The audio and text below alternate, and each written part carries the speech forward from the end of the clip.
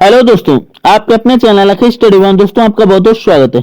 दोस्तों आज मैं आपके लिए बिहार स्पेशल जीके क्लास 29 लेके आया दोस्तों, जो आज के बिहार बीपीएससी टीआर 4.0 के एग्जाम के लिए बहुत ही इंपॉर्टेंट रहेगी। साथ ही इसकी फ्री पीडीएफ दोस्तों आप हमारे टेलीग्राम ग्रुप से ज्वाइन होकर डाउनलोड कर सकते हैं। तो आइए वीडियो को शुरू करते हैं। पहला क्वेश्चन हमारा दोस्तों, बिहार की ऊंचाई कितनी है, यानी बिहार राज्य जो है कितनी ऊंचाई पर स्थित है दोस्तों। तो ये हमारा कितनी ऊंचाई पर है दोस्तों, 161 फीट पर। कितने पे? 161 फीट पे। लेकिन कैसे ऊंचाई पे, अगर आपसे पूछा है किस ऊंचाई पे, ठीक है, इसमें कंफ्यूजन भी हो जाता है आंसर देने में कि आखिर किस ऊंचाई की बात की जा रही। तो ये समुद्र तल से दोस्तों, किससे? समुद्र तल से, यानी जो हमारा समुद्र तल है दोस्तों सी, ठीक है। तो इससे तल से ऊंचाई कितनी है, तो ये उसकी ऊंचाई कितनी है? 161 फीट दोस्तों। कितनी? 161 फीट है दोस्तों, ठीक है। ऑप्शन डी आपका राइट आंसर हो जाएगा। अभी बिहार में 38 जिले हैं, यानी वर्तमान में एक क्वेश्चन यहाँ पे भी बन गया, आपसे पूछा है बिहार में वर्तमान में कितने जिले हैं, तो आप कितने बताएंगे? 38। एक क्वेश्चन आपका ये हो गया, वर्तमान में बिहार में 38 जिले, ठीक है। झारखंड की स्थापना से पूर्व, झारखंड की स्थापना से पूर्व, तो ये क्वेश्चन यहाँ पे बनता है दूसरा, इसी में दूसरा बनता है कि जो है झारखंड बिहार से, यानी झारखंड किसका हिस्सा था, तो झारखंड किसका हिस्सा था? बिहार का हिस्सा था दोस्तों। किसका था? बिहार का हिस्सा था। ये पूछा गया बिहार में कितने जिले थे, यानी पहले कितने जिले थे। तो जब बिहार और झारखंड एक थे तब इसमें कितने? 52 जिले थे दोस्तों। कितने?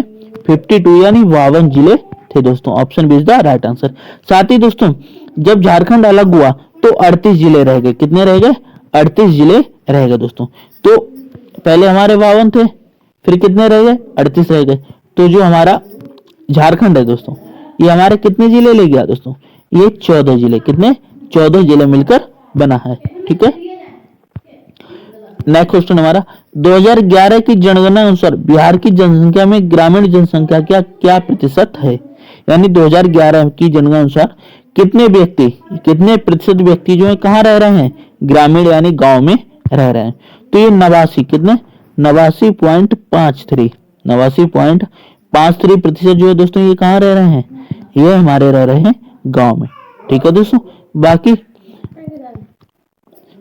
हमारे 11.47%, यानी 11.47% ये व्यक्ति कहाँ रह रहे हैं?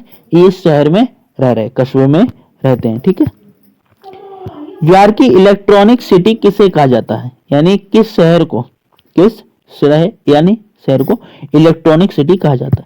तो ये हाजीपुर को कहा जाता है। किसको कहा जाता है? हाजीपुर को कहा जाता है। ऑप्शन सी हमारा राइट आंसर हो जाएगा। जैन धर्म के पहले तीर्थकर कौन थे?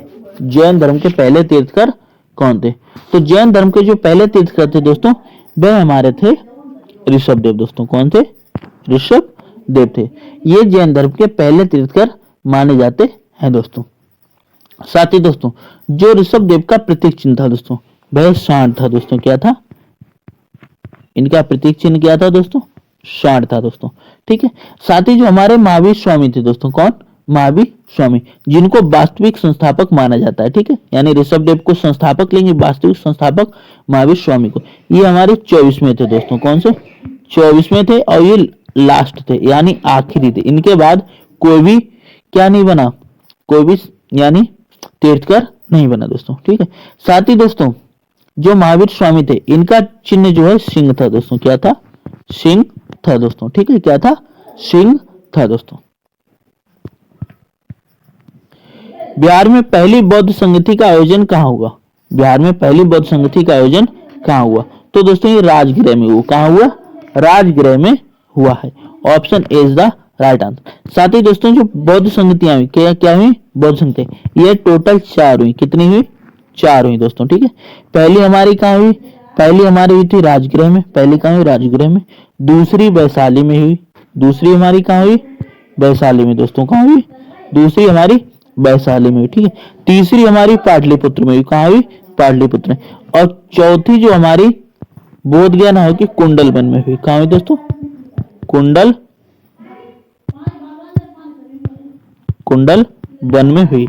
यानी ये 4 बौद्ध संगतियां हुई दोस्तों, ठीक है।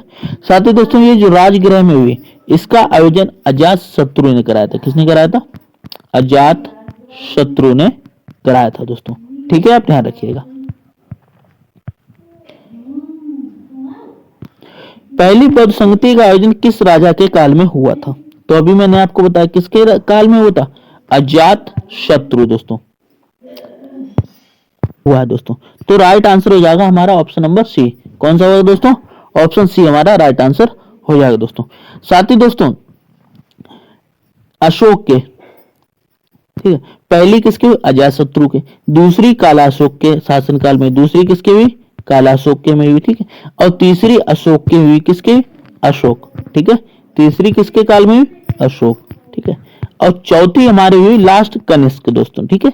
तो चारों इसमें क्या है, चारों जो है आयोजक इसमें दिए गए दोस्तों, ठीक है। पहला अजातशत्रु, ध्यान रखिएगा, पहला अजातशत्रु, दूसरा काला अशोक, तीसरा अशोक और चौथा कनिष्क दोस्तों। ओके, आइए देखते हैं वैशाली में द्वितीय बौद्ध संगति का आयोजन कब हुआ? यानी जो द्वितीय बौद्ध संगति हुई थी दोस्तों, इसका आयोजन किस सन में हुई था?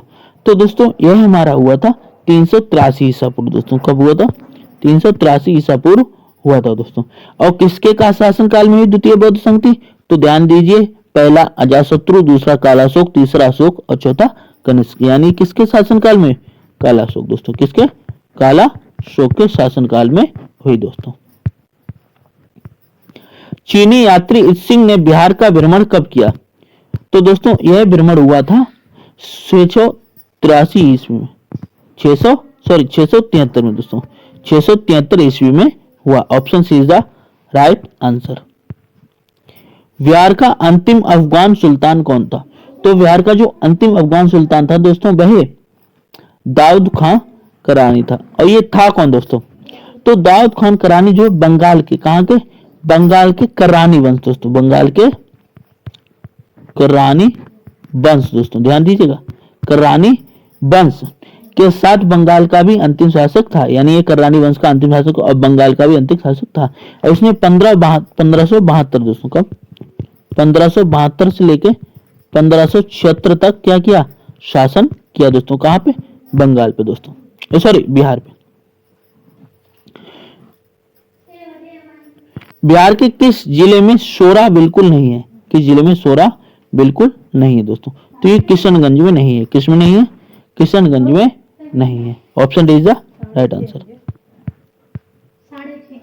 बिहार में प्लाईवुड उद्योग है, तो जो प्लाईवुड उद्योग है बिहार के हाजीपुर में दोस्तों। कहां पर है? हाजीपुर में है। Option is the right answer. Bihar का तंबाकू उत्पादन में कौन सा स्थान है?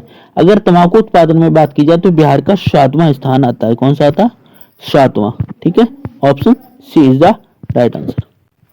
बिहार में कौन सी फाइबर फसल उगाई जाती है? तो बिहार में जो है एक मेस्ता फसल होती है। कौन सी होती है? मेस्ता। इसमें फाइबर प्राप्त होता है, ठीक है, ये उगाई जाती है। ऑप्शन सी हमारा राइट आंसर हो जाएगा दोस्तों। साथ ही ये मेस्ता जो है जड़ी बूटी का वार्षिक पौधा, यानी इसमें जड़ी बूटी का भी पौधा है। यह कपास और जूट के, किसके? कपास और जूट, ठीक है। कपास और जूट के बाद एक महत्वपूर्ण व्यावसायिक फसल है। इसके स्टेम या पौधे की छाल का उपयोग फाइबर उत्पादन के लिए किया जाता है दोस्तों, ठीक है। स्टेम यानी टहनी या फिर छाल। गौतम बुद्ध का वन्यजीव अभ्यारण्य कब तैयार हुआ है दोस्तों? तो ये वर्ष 1976 में दोस्तों। कब? 1976 में तैयार हुआ। Option B is the right answer. साथ ही दोस्तों ये पूर्वी मध्य भारत में, कहा? पूर्वी मध्य भारत में बिहार के गया जिले में। बिहार के कौन से? गया जिले में। कहा? गया जिले में है। और झारखंड के कोडरमा में, झारखंड के कोडरमा में दोस्तों, ठीक है। इसका क्षेत्रफल 259 वर्ग किलोमीटर, कितना है? 259 वर्ग किलोमीटर है। तो यानी ये बिहार और झारखंड दोनों राज्यों के अंतर्गत आता है। मुंगेर जिले के भीम बांध अभ्यारण्य की स्थापना कब हुई दोस्तों? तो ये वर्ष 1976 में हुई थी। यानी भीम बांध जो अभ्यारण्य है दोस्तों बनी, ये मुंगेर जिले में है और इसकी जो है 1976 में, कब हुई? 1976 में। साथ ही दोस्तों इसका क्षेत्रफल अगर बात की तो 1000, कितना? 1000 वर्ग किलोमीटर में है। खौर जनजाति का मुख्य व्यवसाय क्या है? तो खौर जनजाति का मुख्य व्यवसाय दोस्तों कृषि है। क्या है? कृषि। Option is the right answer. निम्नलिखित में कौन सा पर्यटक स्थल पटना या उसके आसपास नहीं है? यानी कौन सा पर्यटक, यानी ऑप्शन दिए हमारे कितने? 4 है दोस्तों। तख्त श्री पटना साहिब, पादरी की हवेली, महोबदी वृक्ष या गोलघर। तो इसमें जो है दोस्तों महोबदी वृक्ष दोस्तों, कौन सा? मोहब्बती वृक्ष दोस्तों, यह नहीं है। मोहब्बती वृक्ष जो है दोस्तों ये गया में है। कहाँ में है? बोध गया में दोस्तों। कहाँ है? यह बोध गया में है दोस्तों। ओके। भगवान नरसिंह अवतार स्तंभ बिहार के किस जिले में है? तो ये पूर्णिया जिले में। कौन से जिले में है? पूर्णिया जिले में है। Option is the right answer. खुदा बख्श पुस्तकालय संसद द्वारा राष्ट्रीय धरोहर कब घोषित किया गया? तो दोस्तों वर्ष 1969 में। कब? वर्ष 1969 में जो है इसको विश्व धरोहर यानी सॉरी राष्ट्रीय धरोहर, कौन सी? राष्ट्रीय धरोहर घोषित किया गया दोस्तों। साथ ही दोस्तों ये सबसे प्राचीन खुदा जो है सबसे प्राचीन पुस्तकालयों में से एक है और ये बिहार के पटना में दोस्तों। कहाँ? बिहार के पटना में स्थित है।